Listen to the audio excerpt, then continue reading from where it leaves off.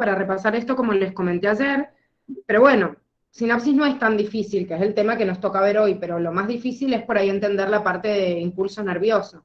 Por eso les pregunto si por lo menos esa parte la llegaron a ver o no. ¿Los demás? Sí, yo hasta impulso llegué, o sea, lo terminé, pero no llegué a sinapsis. Bueno, perfecto. Quiero que tengan presente esto que han leído con el dibujito que vamos a hacer para repasar algunas de las, o sea, para ir repasando las etapas antes de ver sinapsis, porque sinapsis ya es el punto de comunicación, digamos, de una neurona con otra neurona o con una célula efectora, que puede ser un músculo o una glándula. Entonces lo que vamos a ir viendo es cómo a través del recorrido del axón va pasando esto para poder entender sobre todo lo del periodo refractario que hablábamos ayer y que algunos tenían esa duda de cómo sucedía para que justamente el impulso fuera de forma unidireccional. Primero que nada, para hacer gráfico lo que nosotros ayer representamos, cuando una neurona está en reposo, debíamos entender que el interior, siempre de la célula con respecto al exterior, era negativo.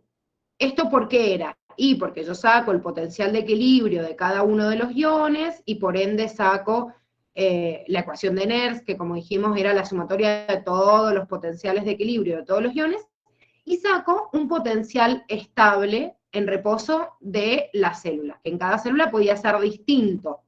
¿Y en la neurona de cuánto era? De menos 70. Menos 70. Perfecto, de menos 70 milivolts. ¿Qué es lo que pasaba entonces en el reposo?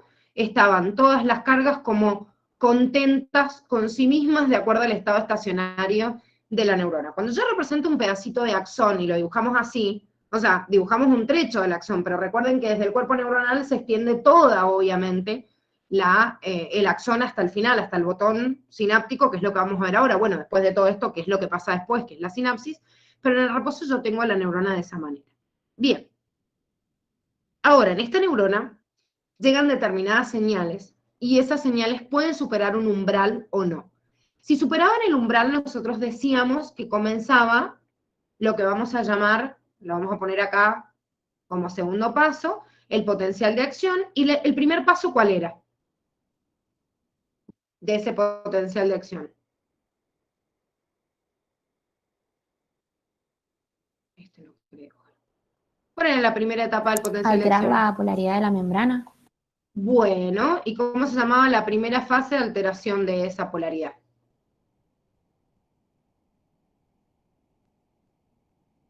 La primera etapa de potencial de acción, ¿cómo le llamábamos? Cuando subía la curva. ¿Es el periodo refractario? No, o sea, el periodo refractario ocurre después, pero ¿qué pasa en la primera partecita? O sea, cuando empieza el proceso de inversión de la polaridad. O sea, hay un segmento en el cual se vuelve positivo en el interior. ¿Cómo se llama eso?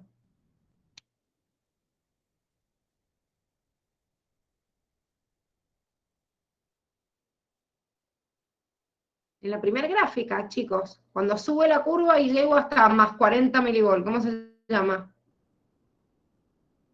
Despolarización. Perfecto, la primera etapa entonces del potencial de acción se llama despolarización. Yo tengo que entender que no toda la neurona se despolariza simultáneamente. O sea, un proceso de despolarización es un proceso en el cual en un segmentito de la neurona, yo, de acuerdo a una señal que llegó y que pasó un potencial umbral, es como que entra una cantidad masiva, como habíamos dicho, de sodio. Entonces, si en este pedacito de la neurona está entrando mucho sodio, quiere decir que en este fragmentito del axón donde está iniciándose el potencial de acción, se invierte la polaridad, ¿sí? No es en todo el axón. Tienen que entender esto para ver cómo viaja punto por punto, que es lo que estamos haciendo en la gráfica, para que ustedes puedan entender por qué es unidireccional y qué es lo que va pasando. Entonces, donde se inicia el potencial de acción, en esta neurona, hay una entrada masiva de sodio y hay una despolarización. Este pedacito de la neurona, que estamos viendo acá, está en esta fase, que sería la 2, que es la despolarización que pusimos acá, mientras que todo el segmento del axón todavía sigue en reposo. ¿sí? O sea que se despolarizó este segmentito. Y no es que se abrió cualquier tipo de canal, sino que dijimos que el canal que se abría era voltaje dependiente. Entonces, esos canales voltaje dependiente tienden a contagiar digamos, a los canales que están alrededor. Miren, yo acá he dibujado dos cargas para hacerlo representativo, no piensen que son dos nada más, pero supongamos que yo acá en naranja estoy dibujando los canales de sodios que hay disponibles, digamos, en la membrana. Bueno, ¿qué hace este segmento que se despolariza? Trata de contagiar al siguiente. Como este es el inicio, obviamente no puede contagiar antes, porque es el primer segmento que yo encuentro en la neurona que se puede despolarizar. Bien, esto como dijimos duraba medio milisegundo. Eso quiere decir que hay una fase siguiente, las vamos a hacer juntas porque ocurre lo mismo en la carga, pero recuerden que tanto en la repolarización como en la hiperpolarización, son dos etapas distintas, pero en una o en la otra, ¿qué sucedía? ¿Qué le sucede a la neurona cuando se está repolarizando, después de que se despolarizó? Se abren los canales de la bomba de potasio. No, antes de eso. Eso restituía el reposo. El potencial umbral.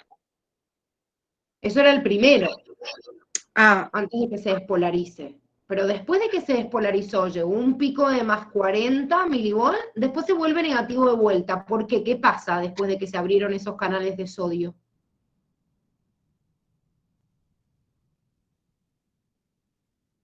Se cierran. vuelve al Bueno, se reposo. empieza a ¿No cerrar, es el periodo perfecto. refractario? Bien, los canales que se abrieron de sodio empiezan en un periodo refractario y se empiezan a cerrar. Y en simultáneo a eso, ¿qué pasa? Sale el potasio. Perfecto, se abren los canales de potasio. Pero ahora, en este caso, fíjense, este segmentito al principio, que yo les marqué como 2, que estaba en despolarización, ahora ¿qué le va a pasar? Y va a volver a restituir el equilibrio digo, negativo en el interior, positivo en el exterior, en cargas, pero en este caso, ¿qué es lo que sucedió? Y lo que sucedió es que sale potasio en respuesta al voltaje en este segmentito, entonces este segmentito entró en repolarización y en hiperpolarización. Vuelve a establecer el interior negativo y el exterior positivo. Obviamente, en esta etapa, en el 2, hubo un ingreso de sodio y acá una salida de potasio, o sea, químicamente igual no está equilibrado, pero por lo menos vuelve a restituir el equilibrio eléctrico. Esta flechita naranja que yo les hice acá es el estímulo que hace los canales voltaje dependiente de sodio para poder llevar a que el siguiente segmento entre en la fase de despolarización. Entonces, este segmento siguiente que tenemos acá, ahora tiene invertida la polaridad. ¿Por qué? Y porque en este nuevo segmento es en donde está ingresando sodio. Si ustedes se fijan, esta flechita que vimos acá despolariza al siguiente segmento y me hace que este segmento que tenga acá, que en esta etapa estaba en 1, ya esté en la fase de despolarización, y que el que ya se había despolarizado entre en repolarización e hiperpolarización. Esto todavía está en reposo. Bien, ahora, de acuerdo a lo que dijimos recién, obviamente este fragmentito que se está despolarizando tendería a producir la despolarización hacia allá y hacia allá. ¿Por qué? Porque el canal no distingue qué es lo que quiere despolarizar, trataría así como en todo de abrirlos. Pero, ¿qué pasa con estos canales? Se los voy a volver a dibujar así en naranja, los canales de sodio, sean los que hayan, no importa. Estos canales que están en 2, en despolarización, hacen despolarizar el siguiente. El tema es que, como muy bien dijeron recién, estos canales que se acaban de despolarizar en la etapa anterior, los vamos a tachar con una cruz roja, están en periodo refractario. ¿Qué significa eso? Que al estar en periodo refractario, como yo les dije, al abrir como la tapa de un freezer y después de cerrarla, querer volver a abrirla, no puedo, este segmento que acá se está despolarizando, que está en la etapa 2, puede hacer despolarizar como por contagio, le dice al otro, por voltaje obviamente dependiente, le dice al canal que está siguiente, dale, abrite, pero cuando se lo dice al anterior, no lo puede llevar a cabo, no puede despolarizar el segmento siguiente, o sea, el anterior, perdón, porque está en periodo refractario. En cambio, sí puede despolarizar al siguiente. ¿Esto qué lleva? A que cuando se inicie la nueva etapa, que si bien nosotros sabemos que se vuelve, bueno, 4 sería como 1, ¿sí? O sea, se vuelve al reposo. Fíjense que yo voy a tener ahora, en este esquema, para completar lo que pasa en cada una de las etapas, voy a tener el primer segmentito que tenía en fase 3, que era repolarización, va a seguir con el interior negativo y el exterior positivo, pero lo que va a aparecer acá, que es muy importante, es que se vuelve a restituir el equilibrio químico. ¿Por qué se vuelve a restituir el equilibrio químico? Y porque acá sí funciona la bomba de sodio y potasio, que todo el sodio que se me metió lo saca, y todo el potasio que se salió lo mete. Entonces, la bomba de sodio y potasio vuelve a establecer en este segmentito, que ahora va a estar en fase 4, que sería la misma que la 1, porque vuelve a restituir el reposo. Este segmento de acá, 3, pasa a 4, quiere decir que este que estaba en 2, que es despolarización, ahora se están cerrando los canales de sodio, se están abriendo los de potasio, ¿y qué pasa con este segmento? Y entra nuevamente en la fase de repolarización y de hiperpolarización, o sea que se vuelve negativo en su interior todavía, y positivo en el exterior. Este de acá, bueno, me está quedando como chica la pantalla, pero espero que lo alcancen a ver. Este estaría en fase 3, y el siguiente, ahora la despolarización que estaba en este segmento, va a llevar a la despolarización del segmento de al lado. Otra vez va a pasar lo mismo. ¿Qué me va a pasar? Y que yo voy a invertir la polaridad en ese segmento porque voy a estimular a los canales de sodio que se abran, pero no puedo al anterior porque están en periodo refractario. Entonces, otra vez, este segmentito es el que se despolariza ahora, o sea que está en fase 2, va a poder estimular en un segundo momento al siguiente segmento, pero nunca al anterior. ¿Por qué? Porque dijimos que estaba en periodo refractario. O sea que los canales de acá están bloqueados. Por eso está en repolarización y no puede entrar en el siguiente. Y por último, el último segmento todavía no le llega el impulso nervioso, así que sigue todavía en equilibrio de reposo inicial. De esta manera, que yo se los he hecho en 4 pasos para que ustedes lo vayan entendiendo, va viajando el impulso simultáneamente. Si me llega otro impulso, o sea, otro estímulo, bueno, acá se iniciaría otro, ¿sí?, potencial.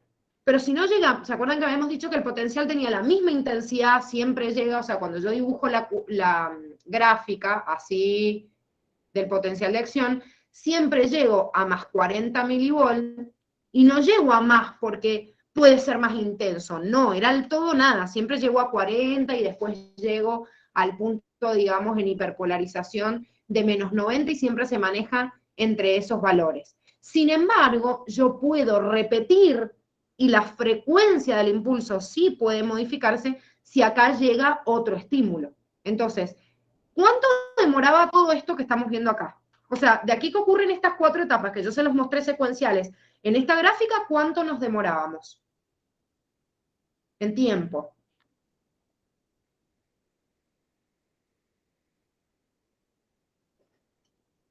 ¿Cuánto se demoraba esta gráfica que estamos viendo acá? Esto, en tiempo, ¿cuánto es?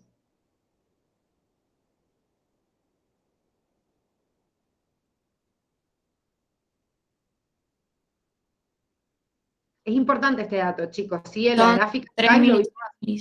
Son 3 milisegundos.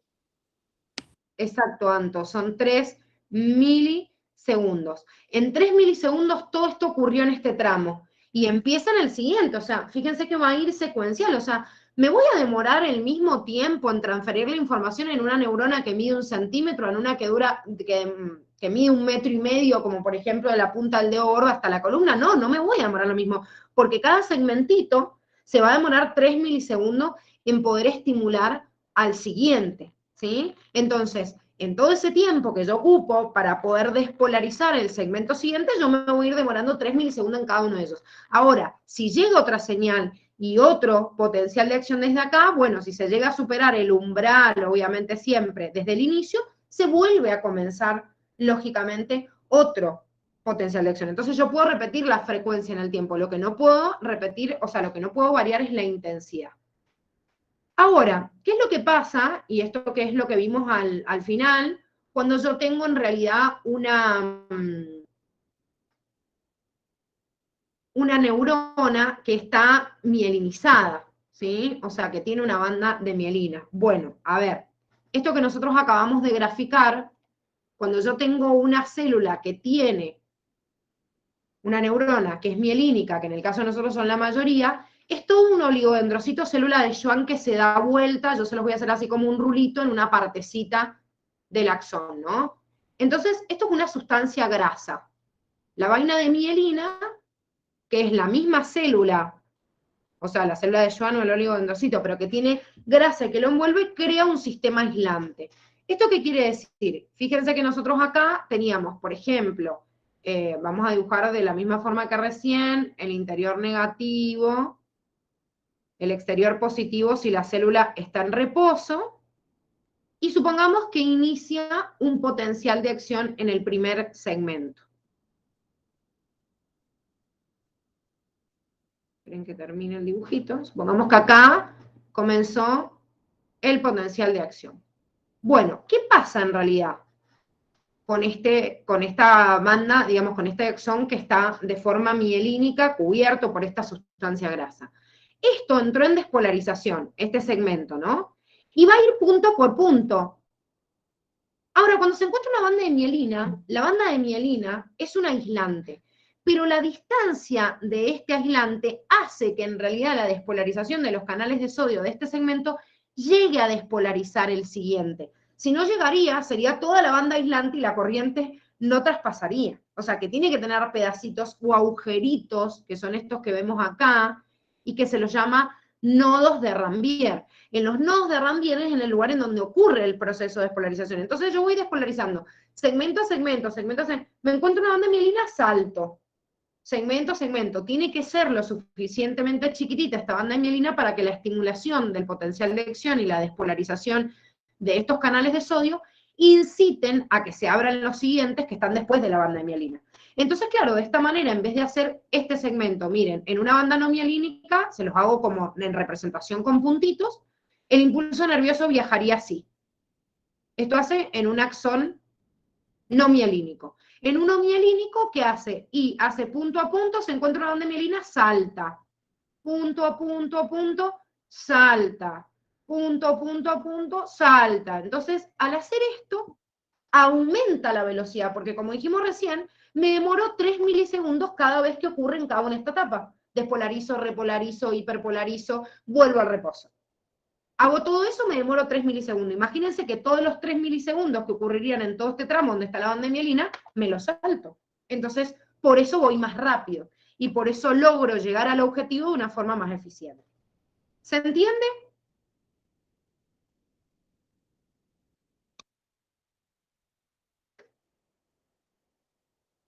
Sí, profe. ¿Alguna duda, chicos, con impulso, antes de que empecemos sinapsis? Profe, a mí me quedó la duda de lo de las bombas de sodio y potasio. ¿Qué hacen entonces? ¿Lo estabilizan? Se vuelven a restablecer el equilibrio químico. Porque vos fíjate, en el gráfico que hicimos recién, yo tengo claro un equilibrio, un desequilibrio, digamos, eléctrico que se vuelve a empardar, porque cuando ocurre el potencial de acción, en realidad vos volvés a restablecer el equilibrio. Pero en la neurona, a ver, esperen, que borre esto. En la neurona que vos estás estudiando, la que sea, o sea, lo puedo hacer como, bueno, le hago un pedacito de axón. Cuando en la primera parte de la despolarización ingresa sodio,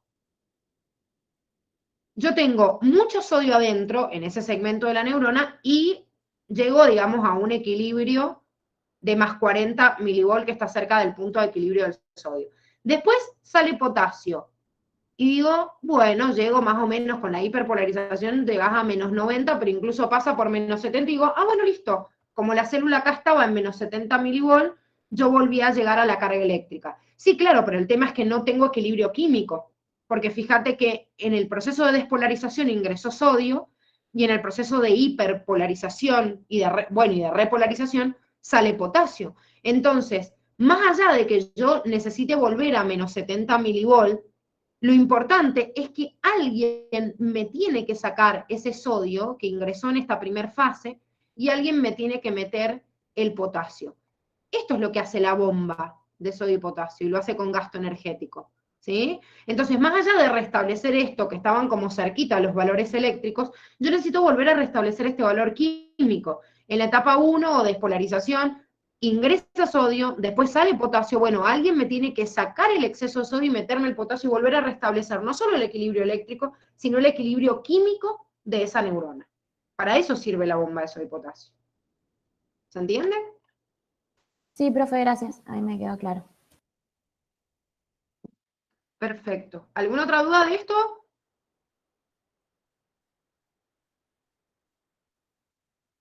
Profe, yo tengo una duda con lo del tiempo. O sea, en el axón que es no mielínico va a ser 3 milisegundos y en el que es mielínico va a ser menos. O en los dos es el mismo.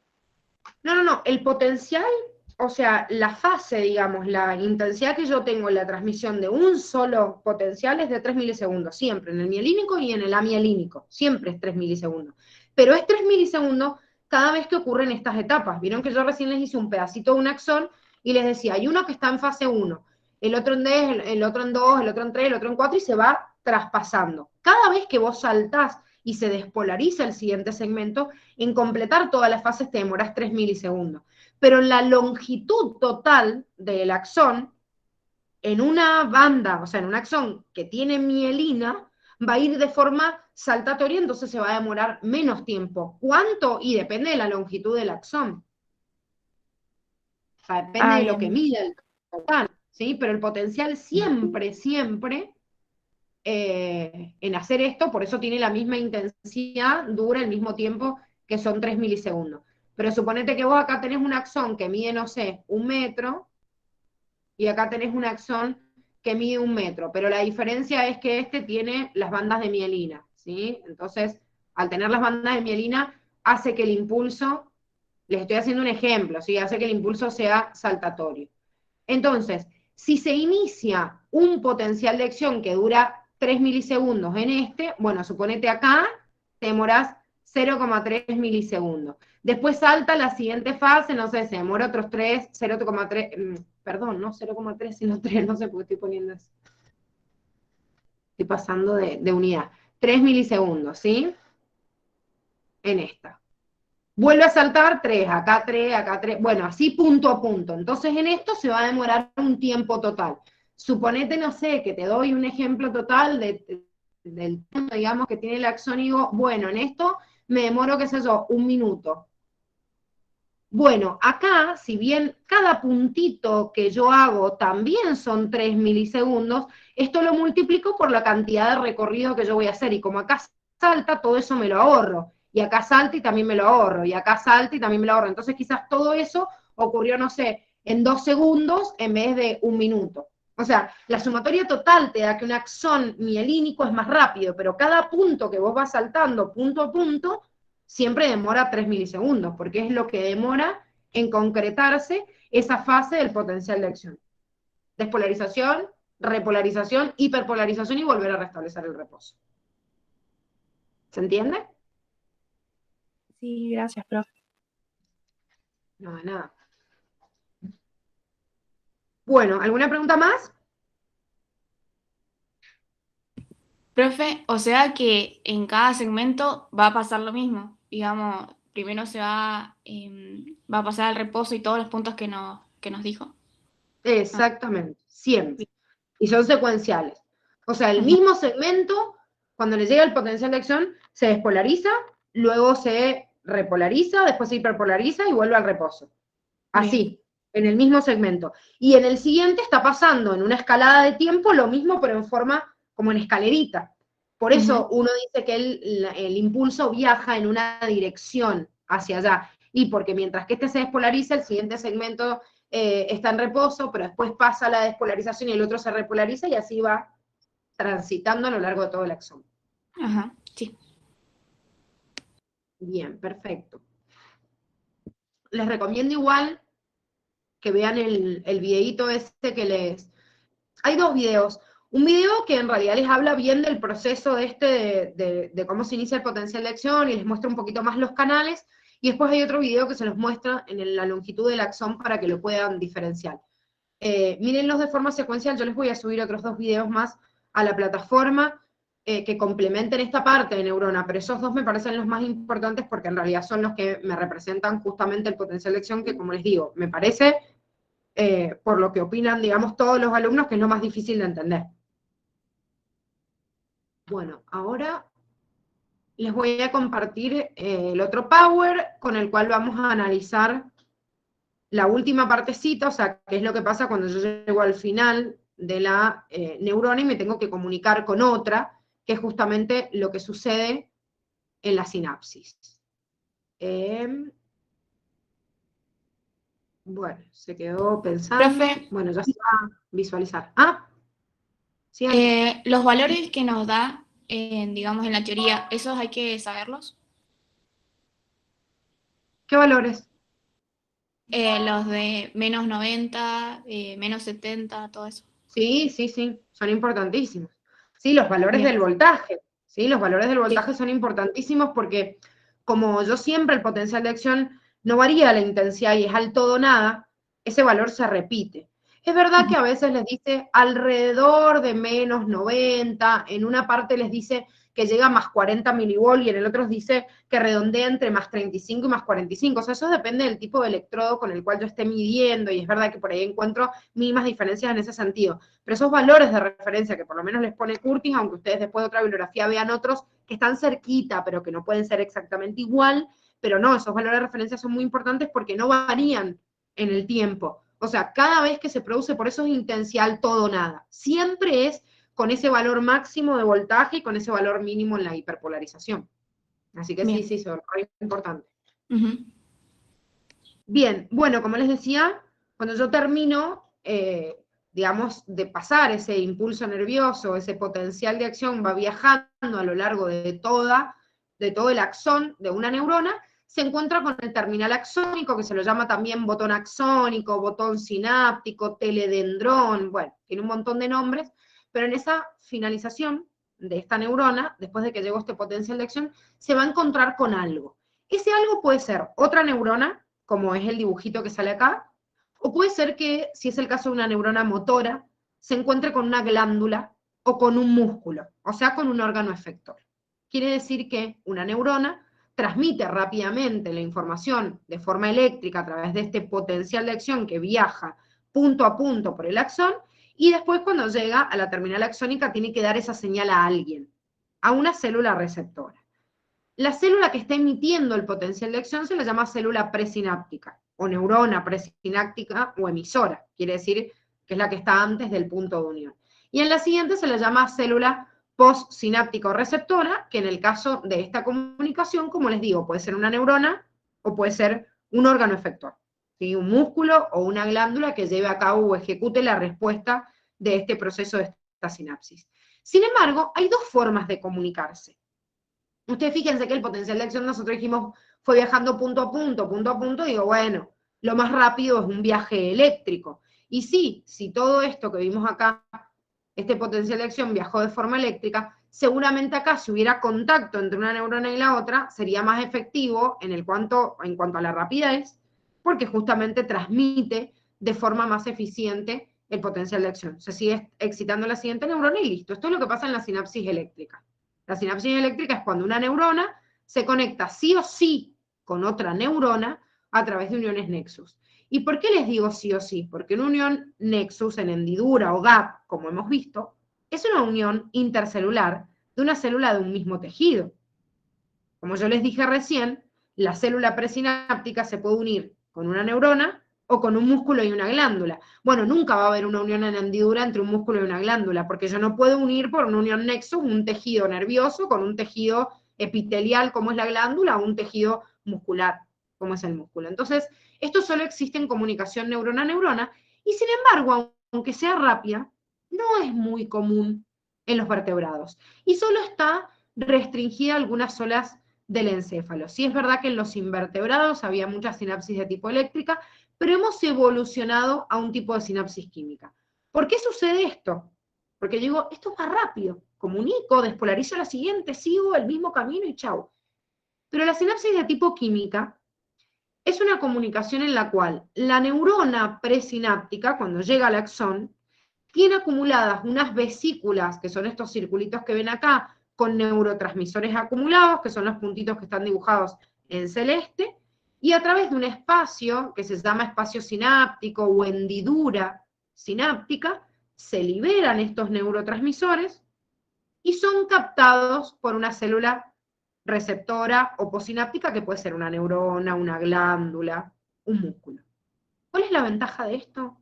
Que este neurotransmisor que se liberó puede tener distintos efectos. O sea, yo no sé en la célula postsináptica qué es lo que quiero lograr. Seguramente si es un músculo quiero hacer que se contraiga, o si es una glándula que secrete una sustancia. Pero la sinapsis química me permite que la siguiente neurona que yo tengo a continuación, puede ser que yo la quiera estimular, o puede ser que la quiera inhibir. El sistema nervioso transmite impulsos nerviosos con información, pero esa información no siempre es excitatoria. Puede ser también inhibitoria. Claro, en una sinapsis de tipo eléctrica no. Siempre la señal es de tipo excitatoria, o sea, si llega el potencial, excito a la siguiente neurona, si no llega, bueno, no pasa nada.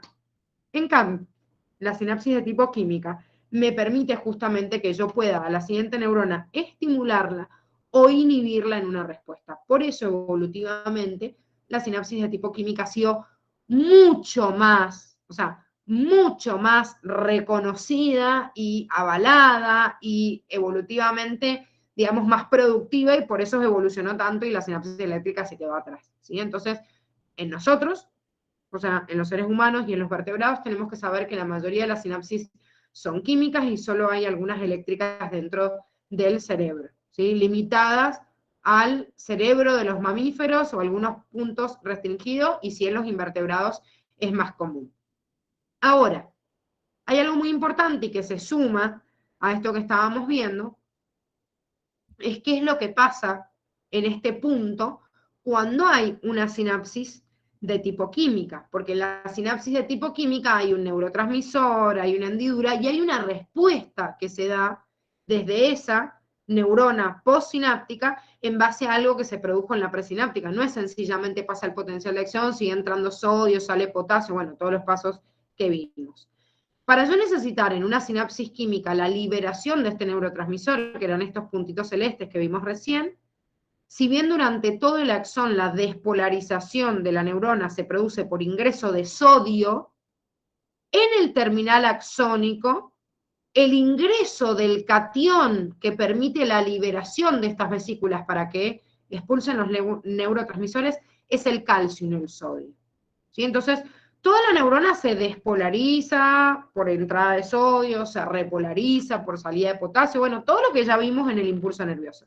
Pero cuando llego al punto final, la señal que viene llegando de este potencial de acción que está llegando, permite que en el terminal axónico ingrese potasio a través de distintos canales, que son los que están dibujados acá en verde, ingresa este calcio, y este calcio hace liberar de esta vesícula excretora los neurotransmisores, que son los puntitos celestes, hacia la hendidura sináptica.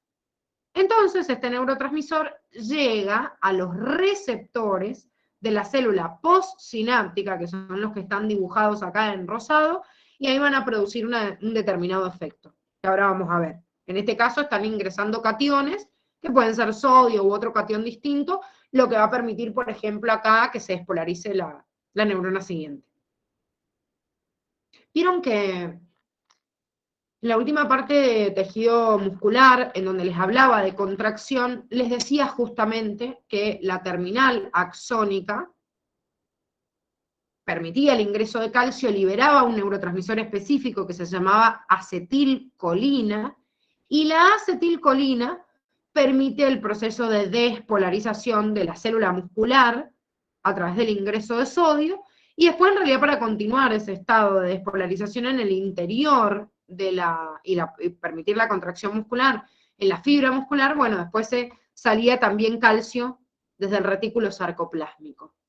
Porque el calcio, chicos, es muy importante como señalizador intercelular e intracelular. Por eso tienen un apartado, no me acuerdo si estaba en la unidad 1 o 2, que les decía canales de mensajeros del calcio intracelular.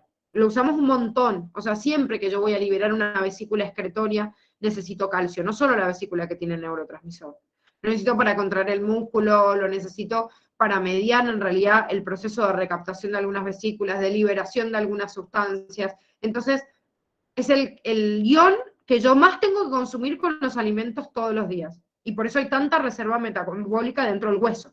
O sea, el hueso es como adentro, en esta matriz de hidroxiapatita, tiene un montón de calcio para poder liberarlo de la sangre siempre, porque lo utilizo para un montón de procesos de señalización química.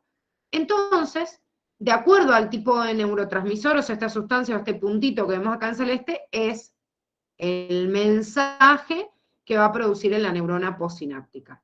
Dentro de estos mensajeros o transmisores químicos, los que funcionan como neurotransmisores están en un cuadrito en el Curtis, que son muy importantes. Sobre todo, estos primeros 4 que tienen acá. Les digo sobre todo porque tienen que estudiarse todo el cuadrito, pero estos 4 sí son los más preguntados.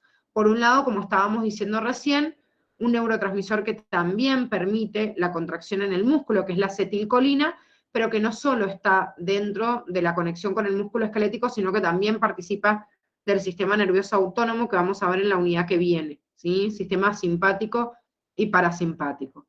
Tiene mucho que ver la acetilcolina dentro del sistema nervioso con movimientos de los músculos, como vimos, el músculo esquelético, pero regula también los estados de vigilia y de sueño, la ingestión de alimentos y de líquidos, y participa mucho también en las vías de la memoria, y afianzar los recuerdos en esa memoria. Por eso, cuando hay afección de estas vías de acetilcolina, que se llaman vías colinérgicas, se produce una patología que se llama Alzheimer. Cuando se degeneran esas neuronas, empieza a producir una patología que hace perder estas conexiones con la memoria, entonces genera una patología que se llama Alzheimer. La mayoría de los neurotransmisores son excitatorios e inhibitorios dependiendo en dónde. Vamos a ver algunos casos en los cuales no, es siempre excitatorio, siempre inhibitorio, pero la mayoría, a veces en algunos lugares, digamos, inhiben una respuesta y en otros la estimulan. Dependiendo, obviamente, como dijimos recién, el neurotransmisor tiene la posibilidad de llegar a una célula postsináptica y poder producir una respuesta u otra. En el caso de la noradrenalina y adrenalina, es un activador general del sistema, o sea, activa el sistema de alerta, la excitación conductual, las emociones, o sea, tiene que ver con toda la parte activa junto también con otras vías activas de la acetilcolina, pero también puede ser inhibidor. ¿Por qué? Porque la noradrenalina, como vamos a ver también en el sistema nervioso autónomo, que forma parte del periférico, sistema nervioso simpático y parasimpático, también utiliza noradrenalina en algunos mensajeros. Entonces, estos dos los vamos a repasar en la unidad que viene, en nervioso, y van a ver que hay algunas vías del sistema nervioso autónomo que se basan en la conexión o en la liberación de acetilcolina, y en algunos estimulan, en algunos órganos estimulan, en otros inhiben. Y con la noradrenalina pasa lo mismo. Pero en las vías de conexión del sistema nervioso central, como está muy relacionado con estas vías de excitación, los niveles normales marcan la normalidad. Si yo tengo poca noradrenalina o adrenalina, se generan algunos tipos de cuadros de depresión, no son las depresiones más comunes.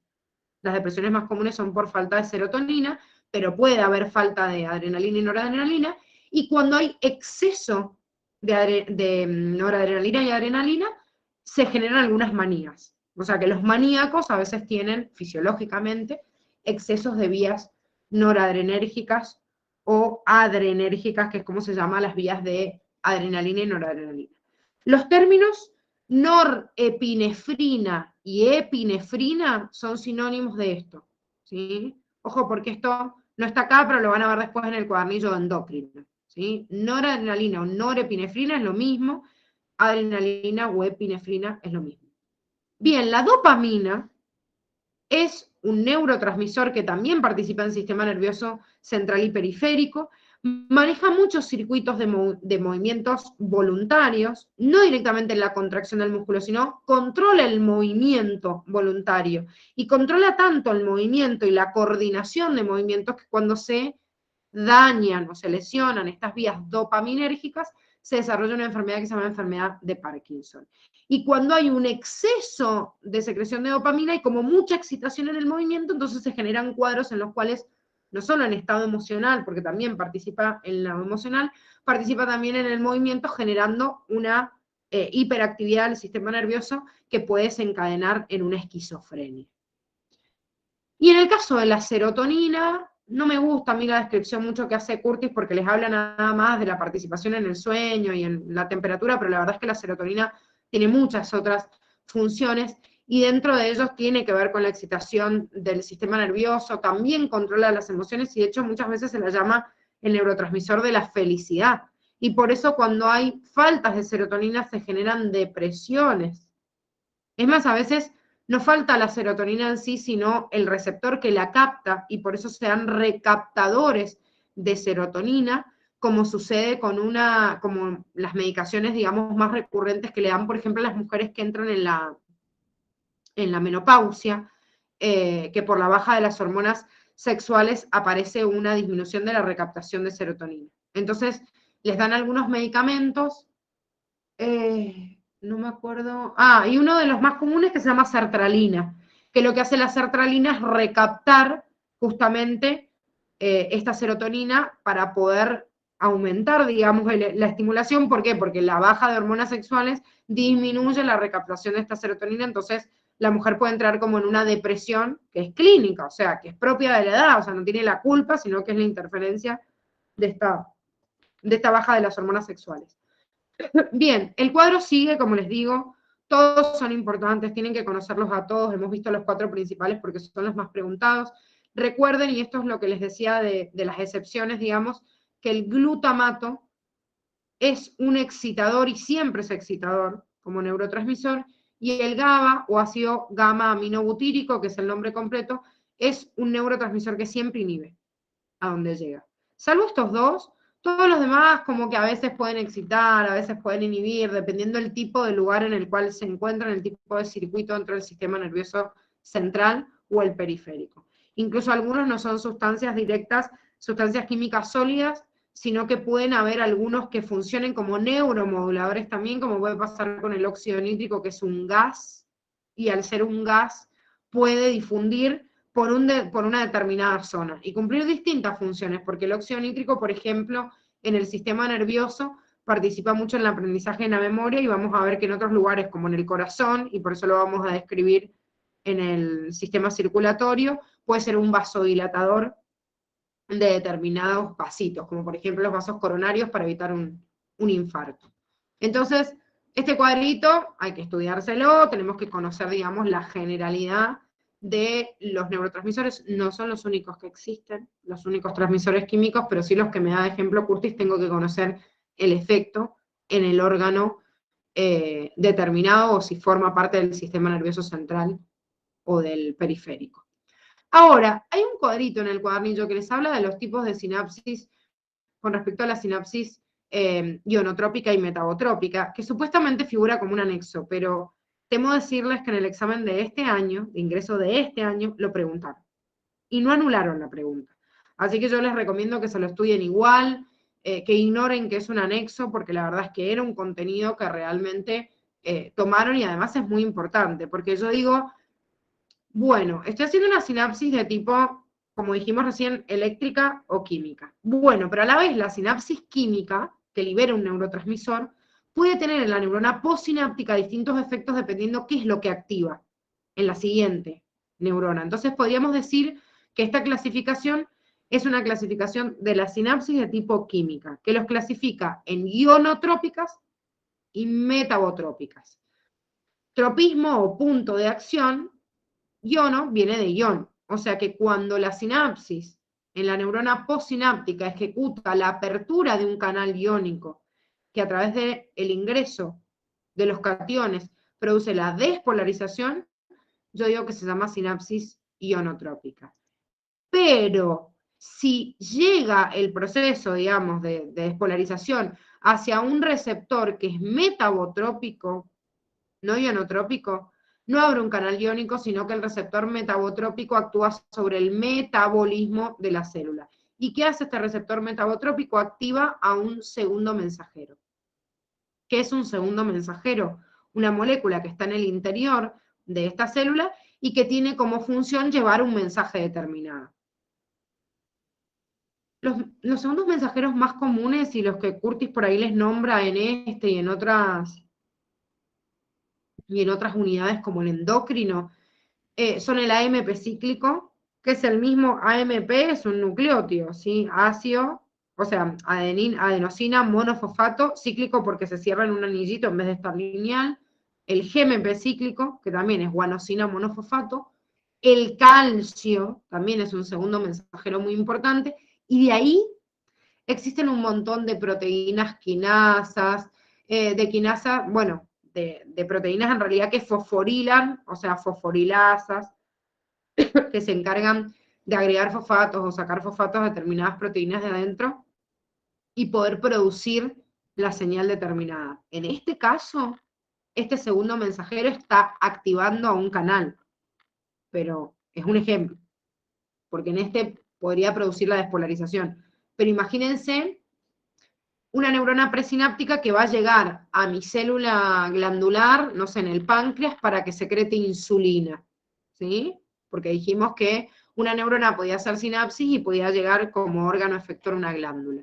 Bueno, este efecto, a través de la sinapsis metabotrópica, llega a un receptor, ingresa, y el segundo mensajero le dice a la célula, che, comenzá con el proceso de síntesis proteica para sintetizar la insulina, y generarlo a través del medio de exportación para el sistema endomembrana y después poder liberarlo. Entonces, el segundo mensajero ahí lo que ejecuta es la secreción de una sustancia determinada, como en este caso, esta célula que tiene la función de ser una glándula. ¿Se entiende?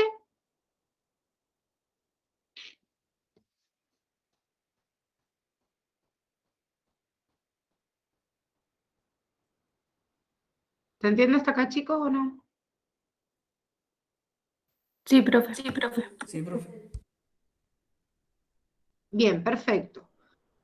Ya vimos cómo se comunicaba en realidad una célula con otra, podía ser una sinapsis química o una sinapsis de tipo eléctrica, y en el caso de la sinapsis química vimos que podía ser liberar distintos tipos de neurotransmisores a través de un mecanismo de sinapsis metabotrópica o ionotrópica. Pero estábamos nombrando que hay neurotransmisores que tienen efectos positivos o negativos. Esto quiere decir que cuando a una neurona le llega una determinada información, tiene que hacer una combinación de todas las señales que le llegan. A ver, supongamos que yo acá tengo una neurona. Esta neurona quiere ejecutar un determinado tipo de funcionamiento. Pero estas prolongaciones que estamos dibujando acá son lo que nosotros conocemos como dendritas. Y dice, bueno, ¿cuántas dendritas puede tener una neurona y cuánta información puede recibir del exterior? Para que se den una idea, las neuronas reciben señales, o sea que pueden tener dendritas y recibir señales de entre 10 a 15.000 neuronas. Una sola puede recibir información de 10 a 15.000 distintas. Entonces, ¿qué quiere decir eso? Bueno, supongamos, yo les voy a hacer un número mucho más chiquitito, no me voy a poner a dibujar obviamente 15.000, pero supongamos que acá hay una neurona y viene a hacer sinapsis con esta dendrita, ¿sí? O sea, acá tenemos, el que estoy dibujando en verde es un axón de una neurona y se va a comunicar en sinapsis con esta dendrita de esta neurona.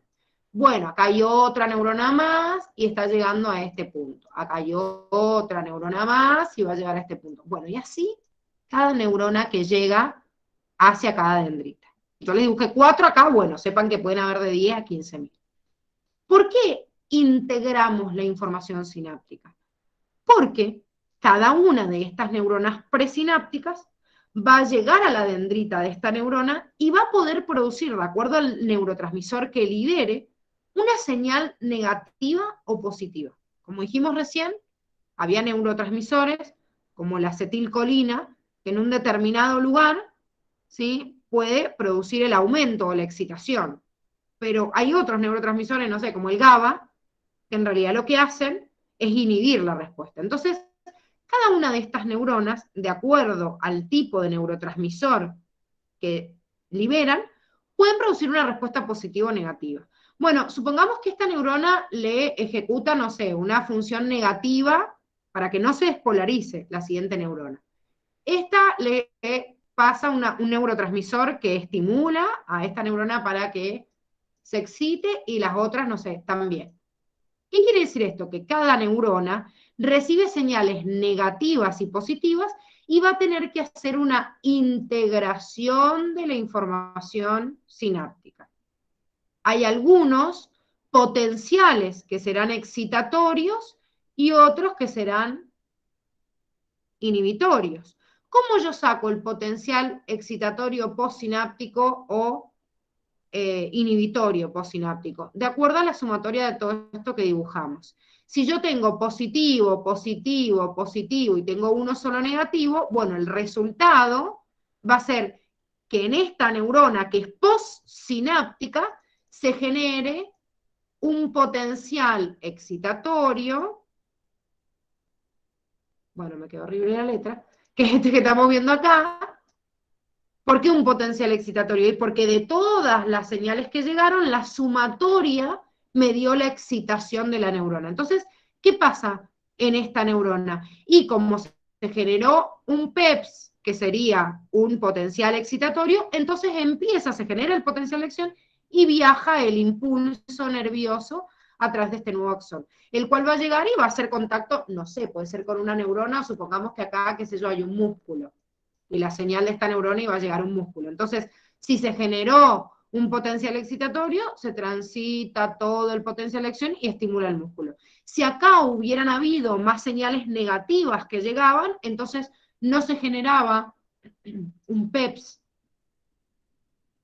voy a poner en otro color, sino un PIPS, que sería un potencial inhibitorio, y esto no ocurre. Entonces, por ende, no se excita el músculo no se contrae, porque la sumatoria de esa neurona que lo iba a inervar al músculo, no llegó la señal. Ojo, y a este músculo no solo le llega esta neurona, también le llegan un montón más, que a la vez cada una de esas neuronas le llega la señal de otro tanto de neuronas más. Cuando tengo un potencial excitatorio postsináptico, quiere decir que en la neurona postsináptica voy a generar la despolarización. Y la despolarización la llevo a cabo mediante el ingreso de cationes. Este ingreso de cationes pueden ser sodio o puede ser calcio, ¿sí? Estoy hablando de, a ver si se ubican en el dibujito que hicimos acá, estoy hablando de esto,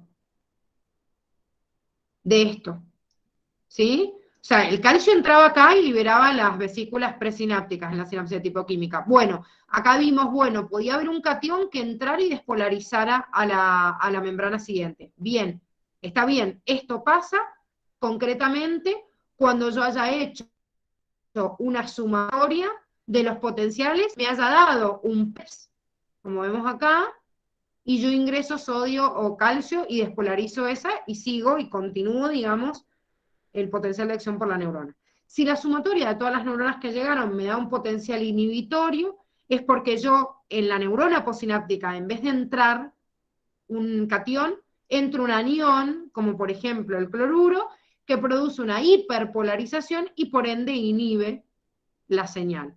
Entonces, si ustedes se fijan, de acuerdo al dibujito que estábamos viendo recién, acá, ¿sí? Esta neurona que está inhibiendo a esta neurona que va acá es porque le está haciendo entrar cloruro.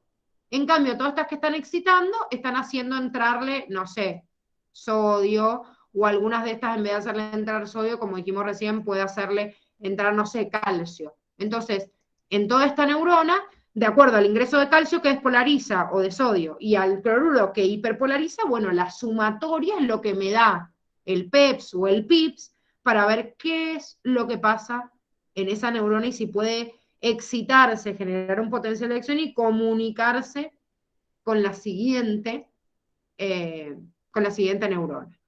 Fíjense repasando en la gráfica que vimos del potencial de acción y encajando esto que estábamos viendo acá, nosotros dijimos que una célula, esperen, ahí está, una célula que iniciaba un potencial de acción excitable como una neurona, tenía un lapso de hasta acá que se llamaba potencial umbral. Ese potencial umbral hace que si se supera el menos 55 milivolt, entonces se genera un potencial de acción.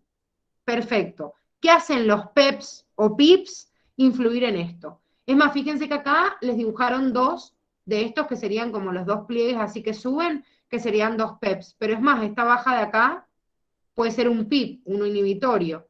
Bueno, cuando yo llevo a la sumatoria total de uno y del otro, no sé qué dibujo hice acá, sería un...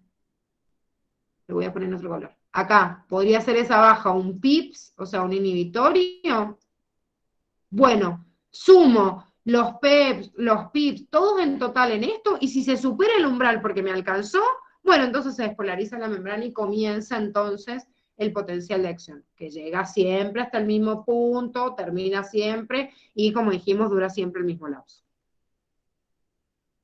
Bueno, con esto, chicos, terminamos absolutamente toda la unidad de neuronas, así que escucho las dudas que tengan.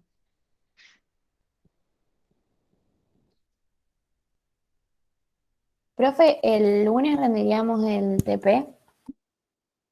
Mira, déjame que... el lunes tenemos que corregir sí o sí el TP, pero déjame que revise en la Plani, porque ayer estuvimos con toda la estructura nueva de horarios. No sé si les han comentado las tutoras o todavía no.